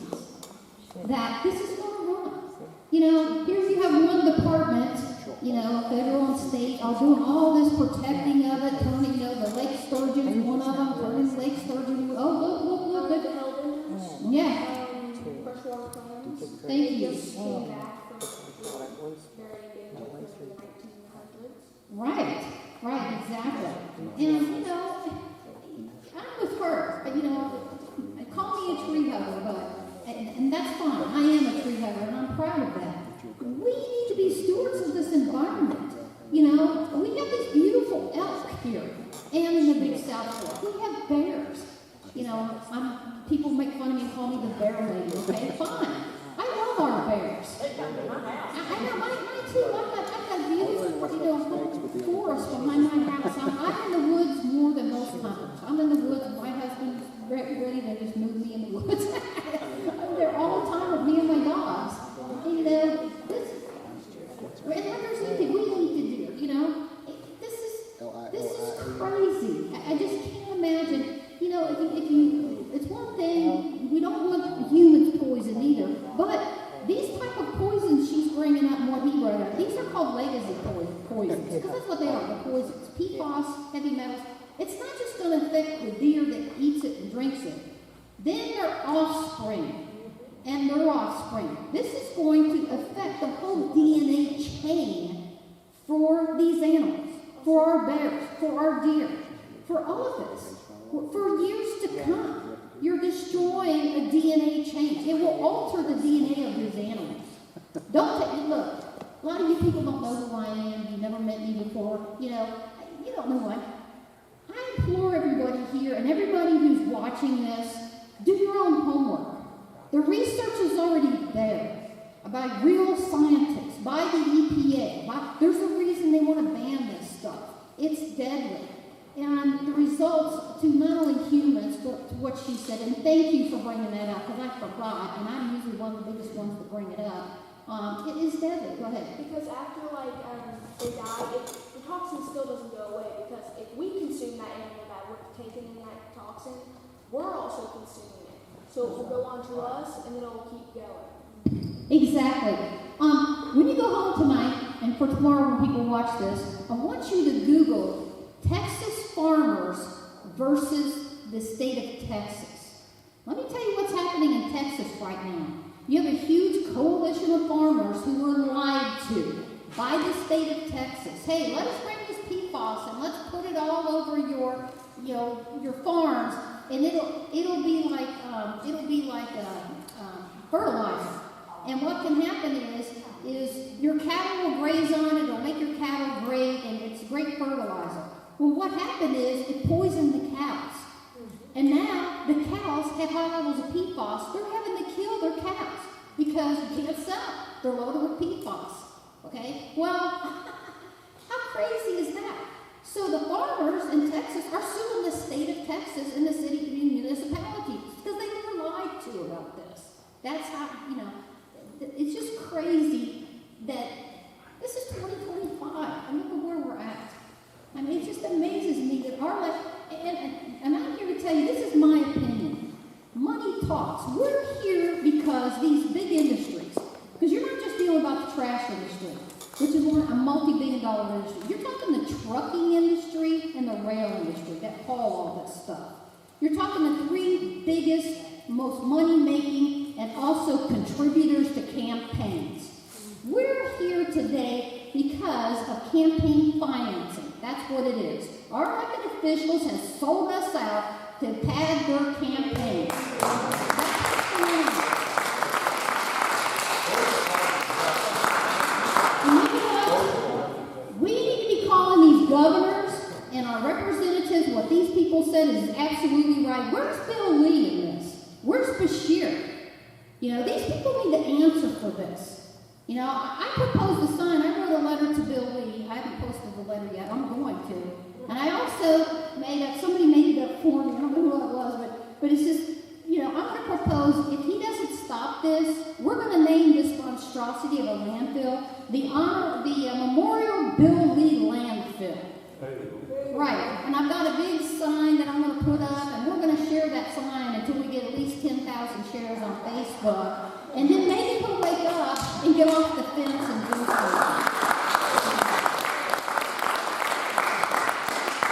Not to mention Governor Beshear, who, you know, he hasn't come out completely running for president, but, you know, he's going to be running for president. God help us. You know, we got a state where we can't eat the fish, but you're going to run for president? Are you kidding me? How about you concentrate on what's going on here at home first before you run for another office? How about that? A lot of this is political while we're here. And people need to be waking up. They need to be going to these representatives, writing, like these people said, write these letters, get a hold of Governor Bill Lee, get a hold of Beshear. You know, what the hell are you doing? How about you come back home and see what's going on here? We want this stuff stopped. That's just my opinion. Thank you. She's got a great sign. Come up here and turn around and show people that sign. She's only 11 years old.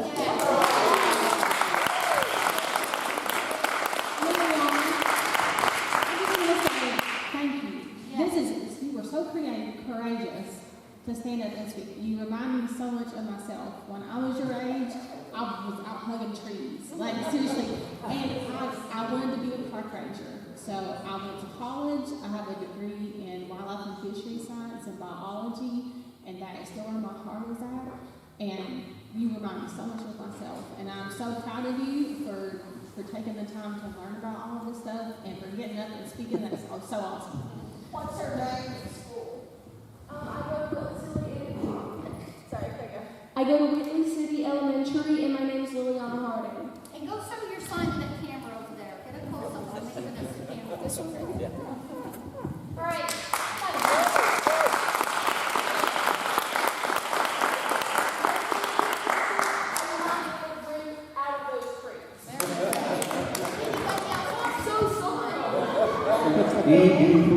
Before you get into that real quick, I just wanted to pile on your corporatization of our country and the politicians that are being brought off. Just for the record, and why they didn't want to put all those monitors on those stacks to say how much PFAS is being released into the air, is they said it was very costly to business.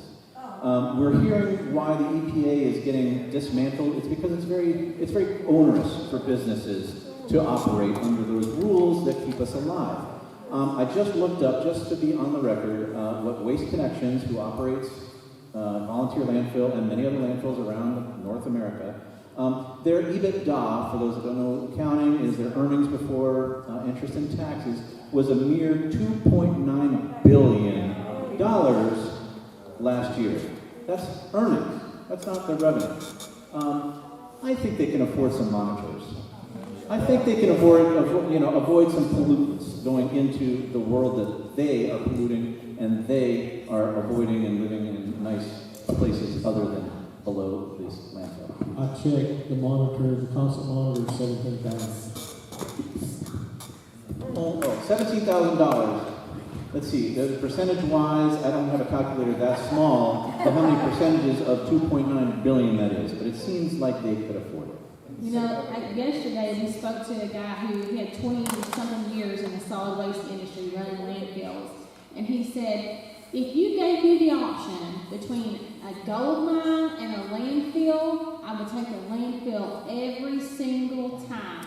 Because a gold mine, I gotta dig that stuff up out of the ground, but a landfill, they bring it to me. He said that yesterday. I heard him. Go ahead. I don't need the microphone. Be on record. Go ahead and stand in front. Yeah, that's fine.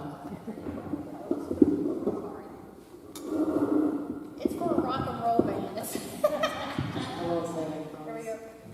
My name is Amy Lynn Arrington. I live in Scott County. I've been here for about 3 years. I'm involved with Cumberland Clear as well. The reason that I wanted to say something this evening is for folks who are living in the Prairie County especially. I am an avid fisherman. I compete in bass fishing competitions all over the country. I'm an avid hunter. And since moving here, one of the things I hear people talk about often, outside of just this landfill topic, is food security. Now, I do a lot to live off the land that I have here, and I know I'm not one of the only people that do that. And when times get tough, we go to our backyards, and we go to the Big South Fork, and we will go and harvest a deer, and we will fish. Now, where I'm from up north, they are now saying that you should not be eating the wild turkey in Maine because of the forever chemicals that are in those animals. And if we continue to allow people from other places to dump their trash on us, we are going to lose the ability to feed ourselves from the land that we live on and that we own. And so sometimes I feel like this landfill stuff feels so far away from our day-to-day connected life, but if you eat out of your backyard and you feed your family that way, you are going to lose the ability to safely do that.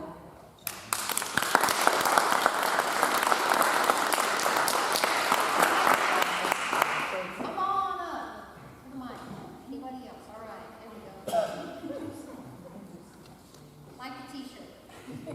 My name is Jim Keyser. I live in Winfield. I just want to share my perspective. I worked in industry back in the 70s, and we did cadmium plating at the facility I worked at. Byproducts went down to the bottom of the machines. Laborers came in with shovels, put them in small gondolas.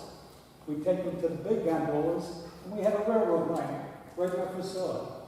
Back then, I'm sure it went to landfills in New York. Today, they have laws. They know the problems. They put up with love canal. They put up with real serious solutions. The easiest way to get rid of it today, ship it down south. And that's how I see it. Thank you. That's exactly what's going on.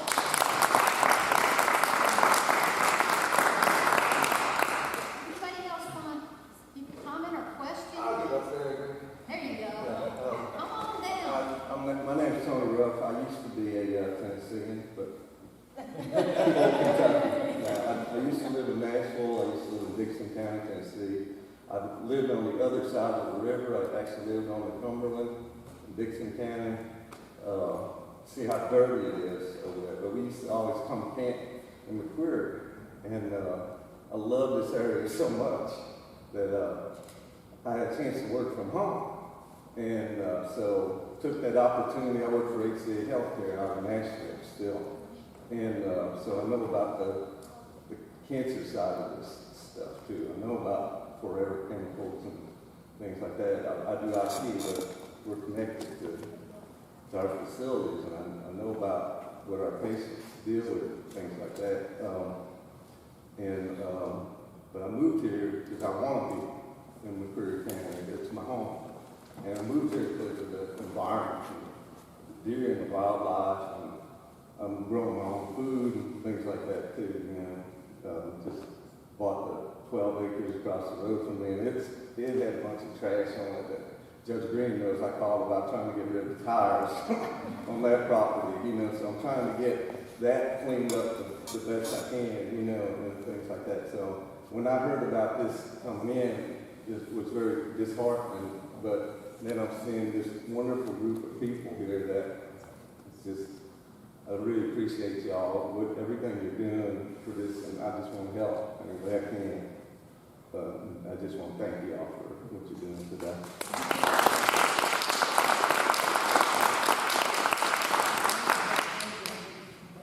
Anybody else? Come on now. Come on up.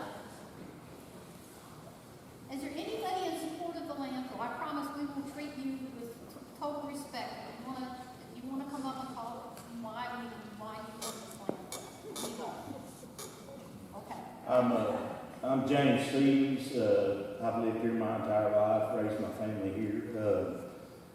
I want to commend y'all on what you're doing.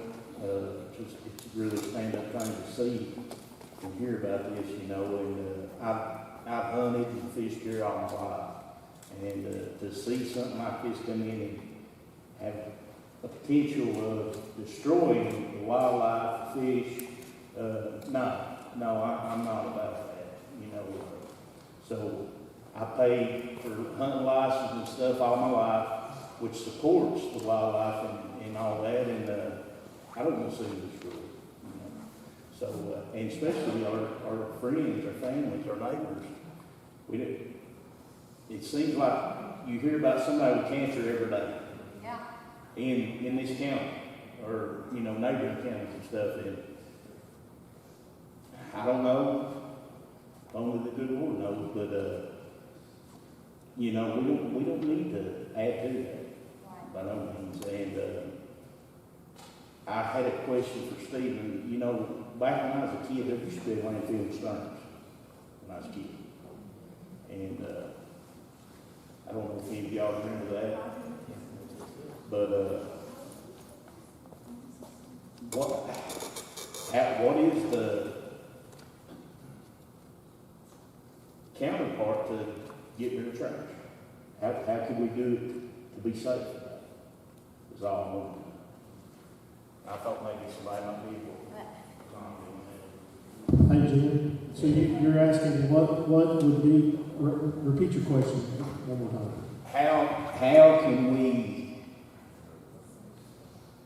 solve the problem without hurting the people, the wildlife, the environment? So fortunately, the landfill is not the only technologies that can be used for waste disposal. And the problem with that is that it hurts their bottom line to do it the best way. And, they could spend a lot more money and do it the correct way. And if they would do that, it would solve so many different problems. But the problem is, it hurts their pocketbook. That's just the honest truth. All about money. And I want to add to that, and because nobody's making it. The landfill industry, this multi-billion-dollar industry, they've known about PFAS and all this stuff for decades. This is not new. They've known about this. They could have, decades ago, started initiating and spending a little bit of that money. Okay, instead of making $20 billion, they might make, $19 billion, okay? They could have spent money fixing this a long time ago. They've had decades to work on this, and they chose not to. Because they don't have to. Until somebody makes them, that they're not going to. Because it's like what Austin said, what everybody up here said. It's greed. It's greed. And they don't have to because they can buy our politicians. Politicians are cheaper. That's right. Politicians are cheaper. That's right. Buying a politician is cheaper than doing the right thing and caring for your fellow man and the environment. That's what it comes down to, in my humble opinion. I just like to reiterate, because a lot of times people say, whenever I'm talking to them about the landfill and they don't have a lot of information yet, they say, well, we have to put our trash somewhere. And I would just like to reiterate that the data shows, and it's from the state of Tennessee, that volunteer landfill in the past 25 years has filled 26 acres. And they own 800 acres. Now, it's not, you've got to have land for the roads and the buildings and all of that. But they have a whole lot of acreage left. And by their own admission, they say, there's a lot of time left, right? So, 774 acres left. That's a lot. So we have a place to put our garbage. We have enough to continue, helping out Prairie County, Campbell County, those counties that we've been accepting trash from for, years and years and years. And, I don't think anyone's saying we need to stop doing that, but we certainly need to start recycling just as a general rule in Tennessee. A lot of other countries some of them put 1% of their waste into landfills. Others put 6%. So we need to be a leader in that industry as well. Another question is, how do we know that the landfill that's already there hasn't contaminated Bear Creek already?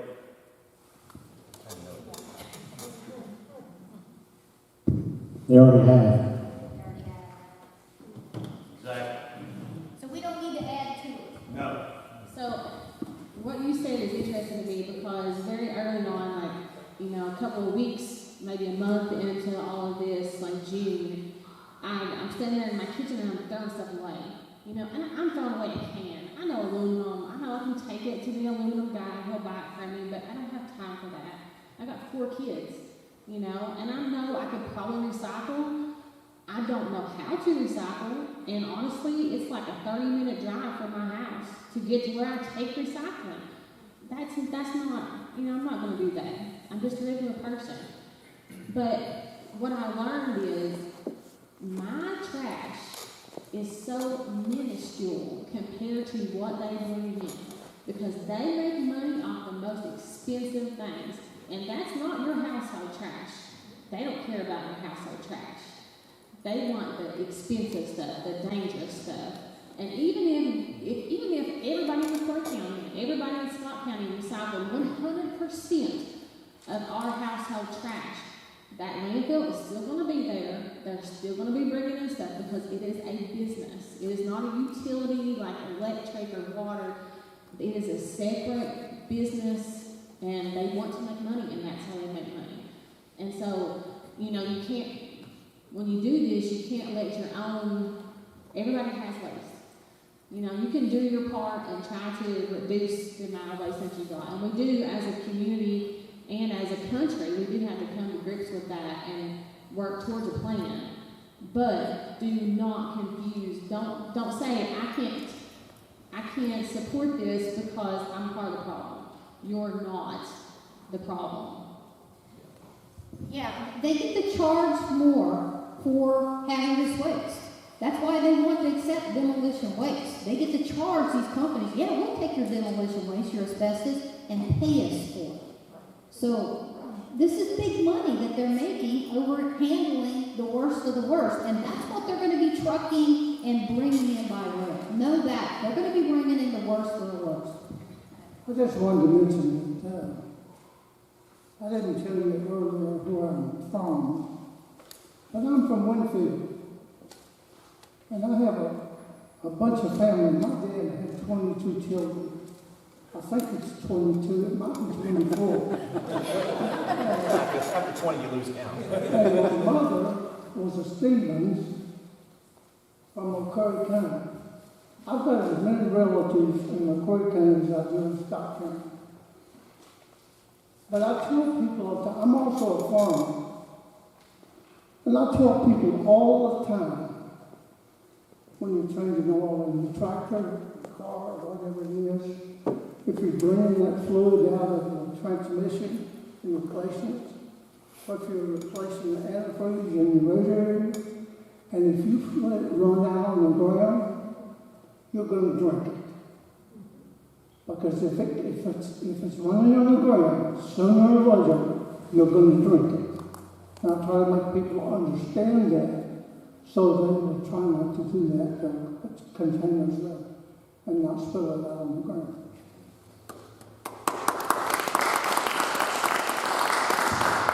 Anybody else? I'm not going to get up there. Come back up. You want me to bring you the mic? Okay. Go ahead. So I have a question for like all of you for like an opinion. If the government and governors have so much power, why don't they do anything about what's going on? Because you got pollution, you know darn well these people are doing it. They know how to stop it. They know how to stop the leachate, and they know how to stop these little sky streaks, because that has poison in it too. We're breathing it when it comes down. So I want to know what you all think. If they have this much power, why don't they do it? You got to come to Nashville with us next time. Ask that question to their face. Oh, I'm also from Ohio.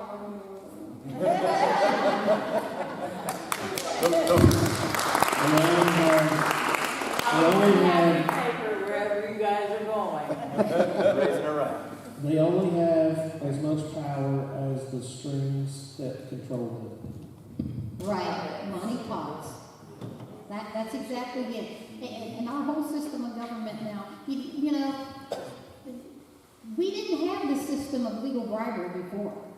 You know, and this is not partisan, by the way. Both of these parties, my son has the best saying I worry about from. You know, both of these parties, they're both corrupt, but they're just opposite sides of the both corrupt coin at the state level and at the federal level. They're bottom.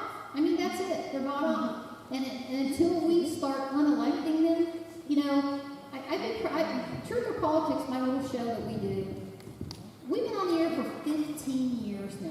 And for 15 years I've been saying this. You know, we got term limits right here. Okay? These people who make our laws at Frankfurt and also at the federal capitol, quit playing this party politics. Start firing them all. Fire them all like God sort of. Fire them. Go to the polls and blow them out. Because I mean, you have the legislative, judicial, and I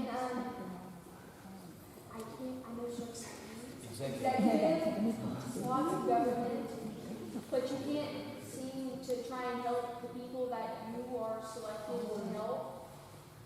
It doesn't make sense because I do your job. Exactly.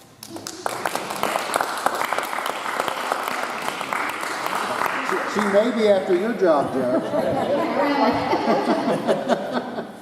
Anybody else? Okay, folks, I want to thank our coalition, our government coalition, Mr. Judge Green and Attorney Austin Price and Cumberland Clearfield and Stephen. I just want to say, Stephen was a tremendous help with me with the whole Americac thing, and he's been a godsend to our community. He has. And I say that, and I know it sounds like I'm saying it. Shoot me an email. We need him in the state water. He needs to run the state water district. I swear he does. We need more people like him in charge of what's going on. And I want to thank our press. Again, Eugenia Jones and Shane Gilreath. They have worked tirelessly trying to get the word out, article after article. They have shown up when other people, news organizations like the one in Pulaski County has not. In fact, when the former, notice I said former editor of that magazine, that paper up there, helped me and did articles about what was going on in Pulaski County, Americac, and the 60 million gallons plus. His last article, he really went into PFAS, he really laid it all out. That was on a Sunday. On a Monday, he was let go. Okay, that is also a problem. So these two brave, journalists sitting here tonight deserve a huge round of applause for them.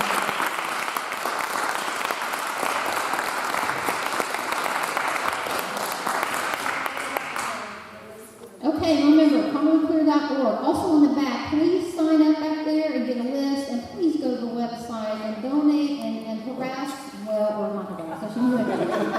And talk to your representatives, your lawmakers. Please go ahead. Write them with enthusiasm. With enthusiasm. Thank you.